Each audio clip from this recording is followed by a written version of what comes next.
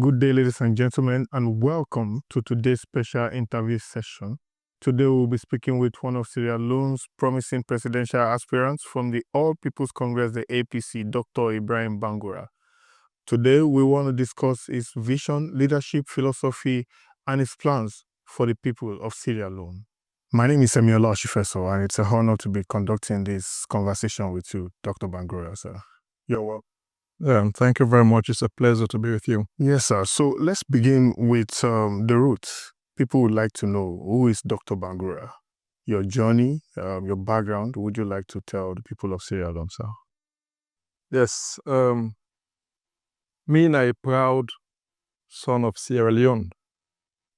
I'm an associate professor in the Department of Peace and Conflict Studies, Frabe College, University of Sierra Leone. And I served for many years as a result-oriented monitoring expert, monitoring EU-funded projects and programs across Africa. And me and a partner of Transition International, a consultancy firm where we established in 2006 for support the reintegration of ex-combatants and also for support countries in transition from war to peace. Born a Central One with roots na Cambia Mambolo, usai mi papa komot, and mi mama na Ifula from Guinea, but inyo mama na Soso, a Baga Soso. So mi mama, mi granny, na Baga Soso, come out from one of the largest political families in Guinea, the Somparis. Go school na Sierra Leone, do primary and secondary education, attend the government Rokel Secondary School, St. Edward Secondary School, do my university na Sierra Leone, the first part of with a BA in History and Political Science, do a Master's, University of Amsterdam, do a PhD at HHL Leipzig, Graduate School of Management in Germany. And I also do a Master's in Frabe College in Gender Studies. I don't live in Sierra Leone for the best part of my life, and this is the place I call home. That's amazing, sir. So following this journey, how did you come across politics? Could you share how your path got to do with politics and where you are today in politics? I come up from a political home. Both me papa and me mama are people them were always be involved in politics. As I indicate earlier, my mama come out now a very strong political family, the Sompare family, Guinea, and my papa served the All People's Congress Party, the APC, all in life. So I begin to understand politics at a very tender age. Interact with actors then, the APC, and begin to understand APC as a party at a very tender age. And at the age of 16, I established what they call the Rise and Sound the Children of the APC. For me, I be want for support my papa in the journey for help revive the APC after the 92 coup of the NPRC, the National Provisional Ruling Council. It was a very profound period. I see a lot of love among the members and supporters of the APC, where we try to bring the party from nothing to everything. So I'm a part of that journey. When I go to university, I became the president of the party at the university, and I was the president from 2000 to 2004. So I have been contributing, I've been part of the party in a very meaningful way. It's safe to say your political inspiration stems from your background. Yes, from my background, my family background, and also from my understanding of the faith and the belief my parents had in the APC. Are That those your inspired me. are those your personal convictions? Yes, absolutely. Okay. Some people might ask if you already have knowledge and capacity about politicking and governing, because people say you haven't been to any office before. Would you like to explain what makes you believe that your own leadership contribution is essential this time? When people say things like, I've never served in government, and probably then they limit me understanding of governance, I can smile. I've been around for a bit. I've worked on governance issues for over 2 decades. I've written extensively. I've conducted research on governance not only in Sierra Leone, but in several countries in Africa. And after the war, I became part of the civil society movement where help for stabilize the country. I work for Pride, an NGO. I also, in the last 10, 15 years, contribute significantly to security sector reform in Sierra Leone. I serve as a result-oriented monitoring expert, as I indicated earlier, and most of the portfolios we assess, therefore do with governance. I also serve as security sector advisor for a DFID-funded program, the Access to Security and Justice Program. And I worked very closely with the Ministry of Internal Affairs, the Sierra Leone Police, and several other institutions. I write 2 generations of justice sector strategies. The JSISIP 2 and 3, I author them. I support several programs where UNDP implement, we get for do with security sector reform and the rule of law in Sierra Leone. And beyond that, I have worked extensively with ECOWAS and the African Union on issues related to governance. So I believe I have the capacity to meaningfully contribute to the growth and development of Sierra Leone. I understand the issues. And I think it's also the right time for a new actor for contend for the leadership of this country. So you would rather not be a special advisor, advising the government on what to do if you have all the knowledge and capacity. Yes, there's a limit to advising. It's different way they advise than when you they actually execute. I don't provide a lot of advice to succeed in government then in this country. I think now time for put myself forward. Because with the capacity I get and the ability for bring people together, unify the APC and unify the country, I think this is the right time. I also I'm in a place where I believe they're the right age and stage. If you've walked across the world in places where people face difficult times, you take hope and you do all these things in relation to peace building.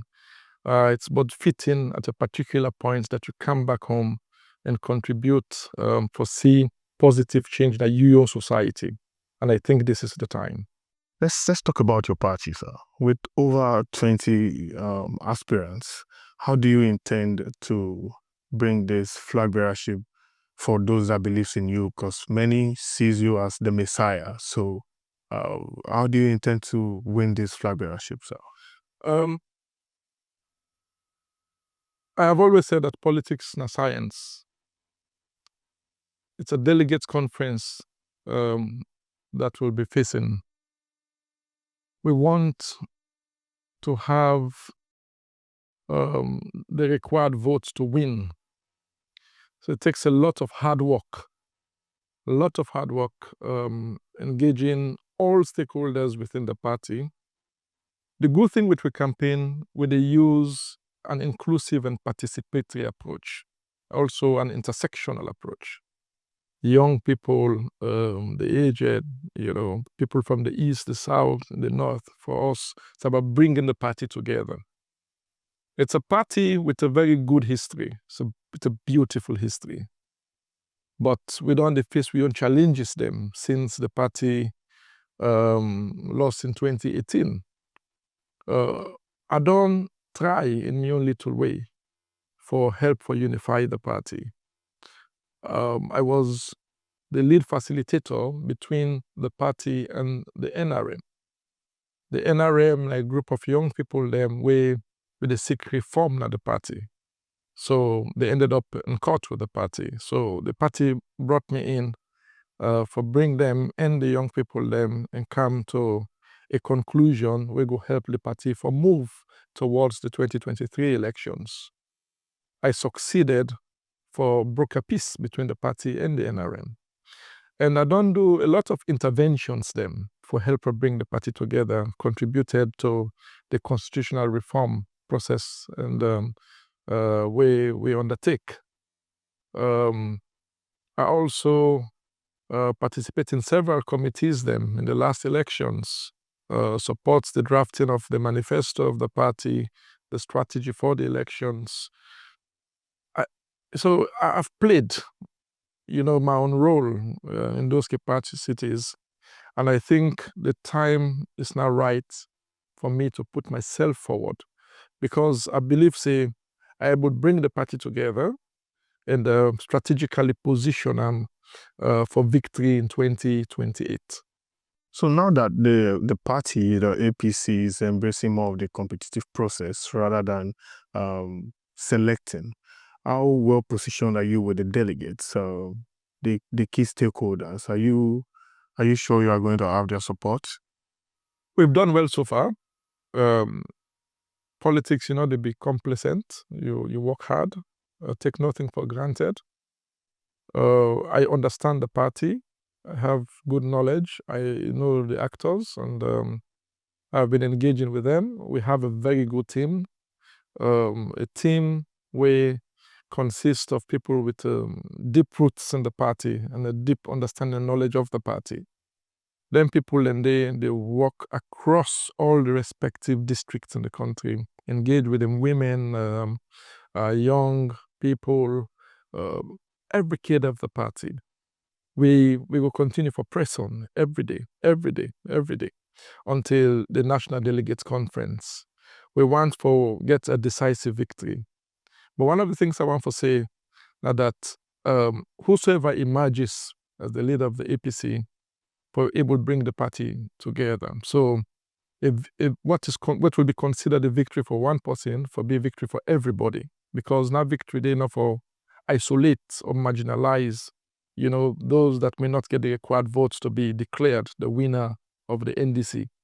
That's why I always say, for me, the process is as important as the outcome. So a lot of respect, magnanimity, open your arms, reach out and embrace those that you compete with, because if the competition is not healthy, then it lead to a stage where people reject you at the end. So how you approach them, how you respect them, how you relate with them will say a lot about you as a person, but also the kind of leadership where you try for make people understand that you're able to provide eventually. So the APC have faced internal divisions between the old guards, the youth reformists, and how do you plan to unify the party? As I say earlier, an inclusive, participatory, intersectional approach. Everybody on board. One for all for one, as they say. Everybody should be respected, should be involved, and we'll have diverse views and perspectives on issues. But at the end of the day, we all want the best for the party.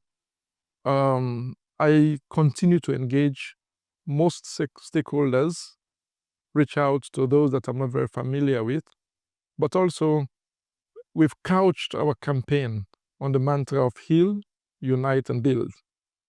For us, it's about bringing the party and eventually the country together.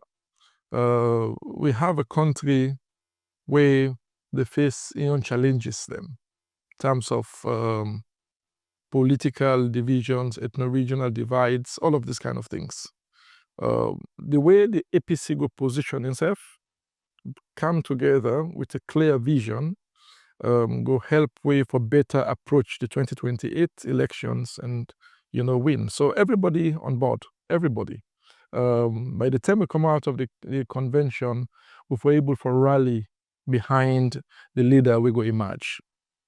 So many APC supporters believe that in the last election their victory was stolen.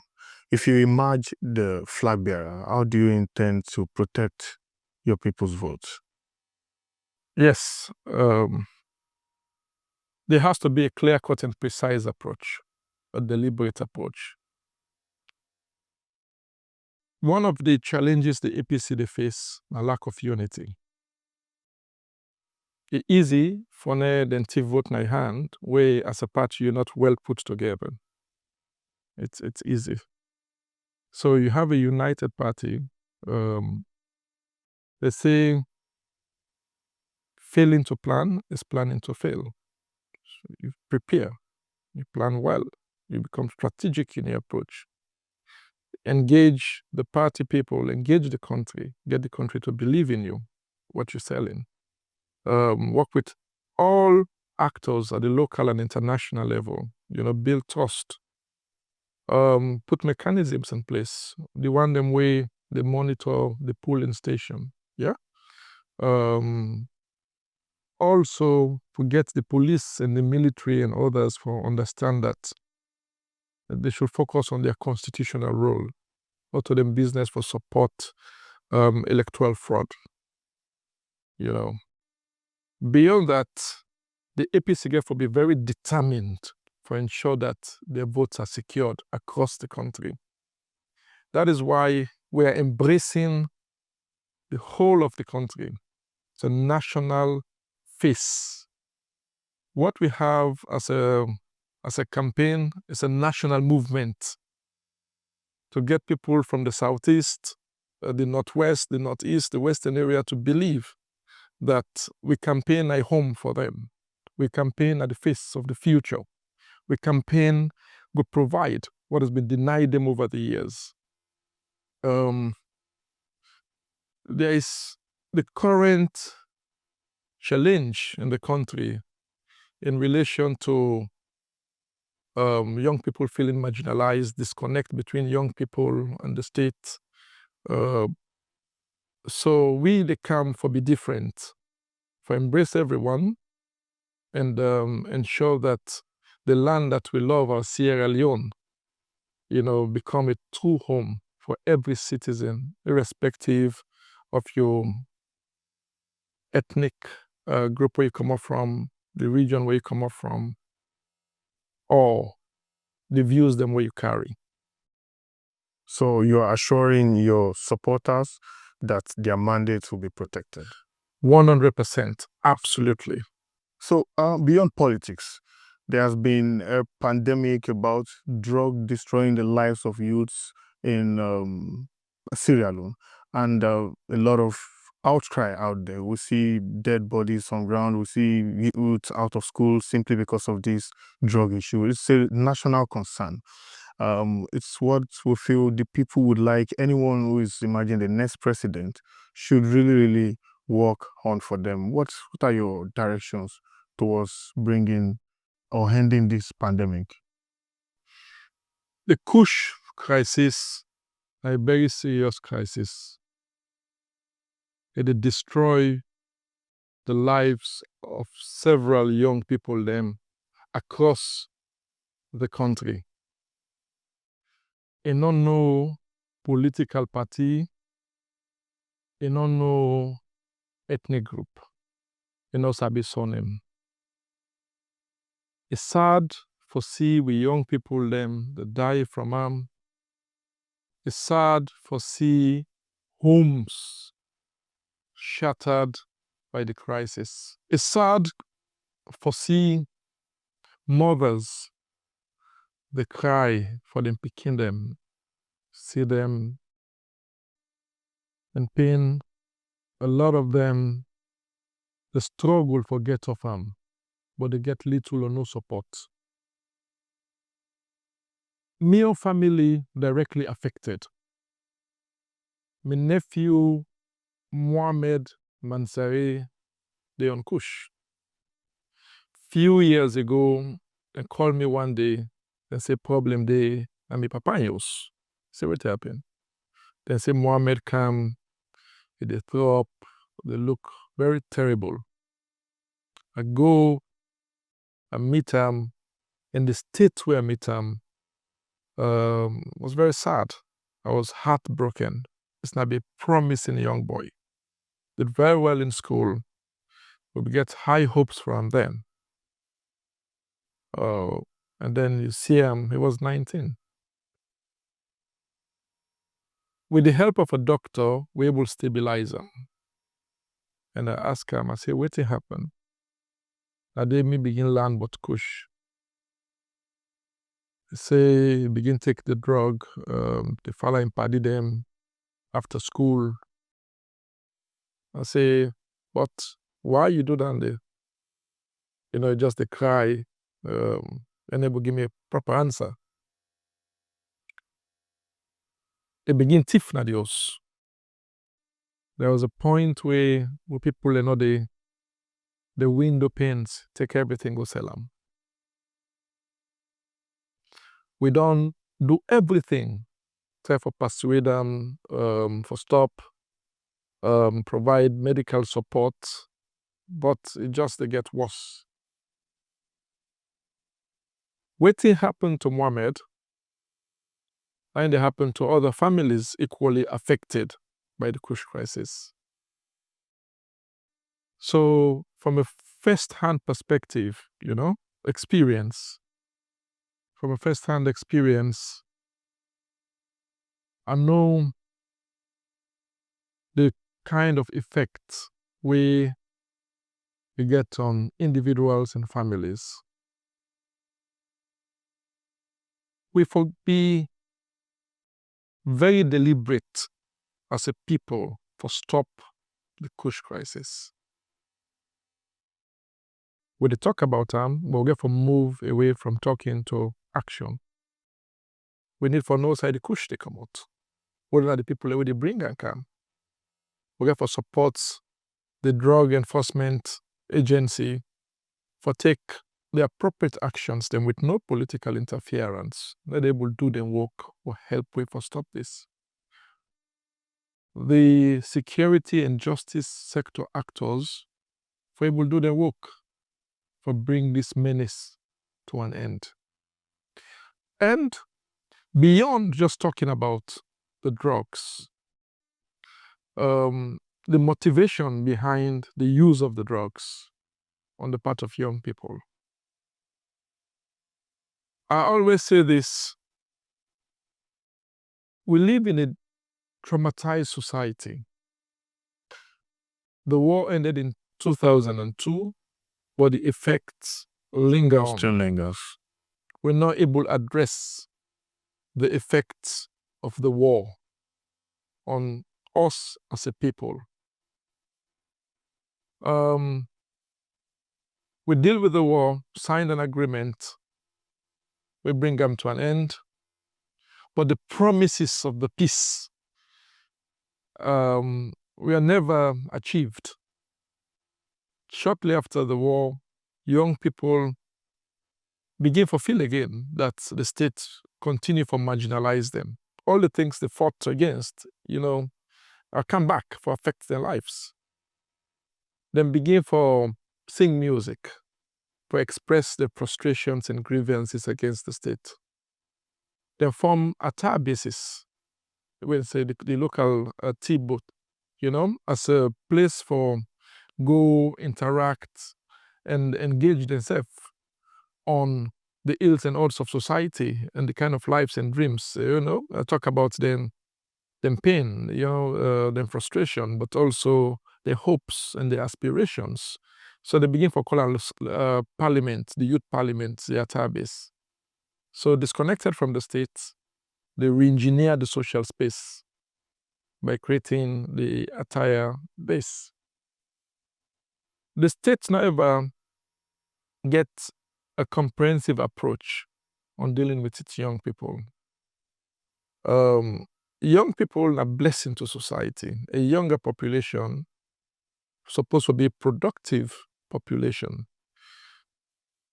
You get things there like investment in education opportunities, career development, and agriculture as pathways for create employment for young people.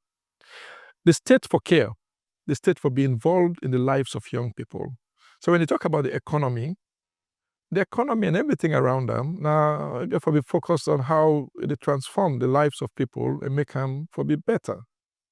If the state invest in agro-based industries, for instance, things like value chain development, you get a youth development fund for target young people across the country. It alleviate poverty. It presents them with hope and direction, which is good. But if you not create those opportunities, people go university, left them, spend years, no access to employment. They become frustrated. So we get a ready-made army of young people. We get involved in gangs and cliques, previously in rebel movements, etc. So there has to be a conversation. We need for Sidom as a people for say, Osai, we don't go wrong. How we can restore the dignity of our people and the dignity of our nation, for recalibrate the state of the union. So we have a republic where everybody go truly believe, say, in a citizen. We get an economy we need to do well. We need forget fiscal discipline.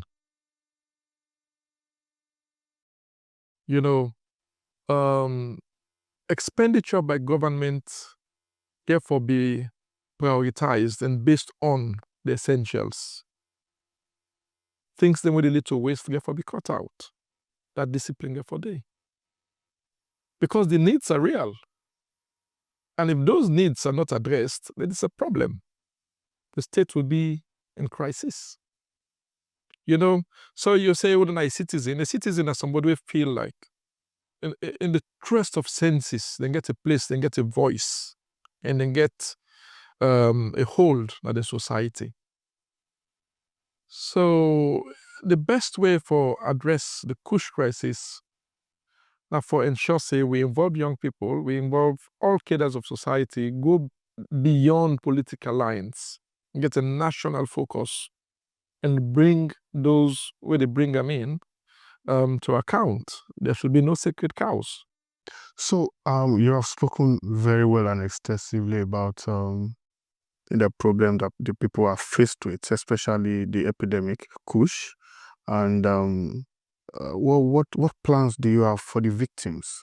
Those who are victims already of this, those who continue to steal, who continue to take these things, how do you plan to save them? I wrote a piece recently that will be published very soon. One of them published already. We need, as I said earlier, a national approach. We don't need for criminalize them in totality, but forget a human face, to supporting the victims, those that are trapped in it. Governments need for invest in that process there. Get the facilities across the country available and accessible, and provide free treatments to them, and also put in place monitoring mechanisms for ensure, say, those that are supported now get access to those drugs and continue the usage. But you also have to work with the families and communities for support that effort there. If the government begin set good examples on the one them way they bring them in, I should say there'll be a reduction in access to the drug itself. And at the same time, if you get a comprehensive approach to supporting, you get people them way go stop for use the drug and then go regain their lives and their dignity and they continue to be productive citizens in our society. Yeah. So that rehabilitation process they get for be on a longer term basis, not to just short term and then at the end of the day they get hooked again. No, it has to be longer term and it get to be meaningful, with the support being on a scale way will help for change the lives of those that are hooked on it. So, I want to ask, sir, do you also believe with the narrative that the natural resources of Sierra Leone are underutilized or mismanaged? If you do believe with it, what are your own plans to be able to make sure that the Sierra Leoneans enjoy from the benefits of the wealth that their resources on that soil creates? Yeah, well, Sierra Leone, a country with a good collection of natural resources. I've read literature around resource costs and all of these things. A bit of the war and the challenges we face during the war and how it become protracted, including the fueling and financing, began for do with the resources, not to the war, not to the resources lead to the war, but it was used to fuel the war because of the interest that were coming. We can do better. We can do better. I believe where country gets resources, the people them for benefit from them. And those efforts should be maximized, for develop the country and, and local communities as a whole. So you have to study some of the contracts where they in existence and how the state they benefit from them and whether communities are benefiting. You can get all the resources in the world, but if not trickle down to the people, then it means nothing. We don't see how in a place like Niger Delta, Nigeria, in the midst of everything, there was nothing. It ended up, with the Niger Delta being in a violent conflict for a very long period. We continue to see what's happening in the DRC. I believe there will be conversations along the lines of how do we move on as a people, ensuring that our resources benefit every Sierra Leonean.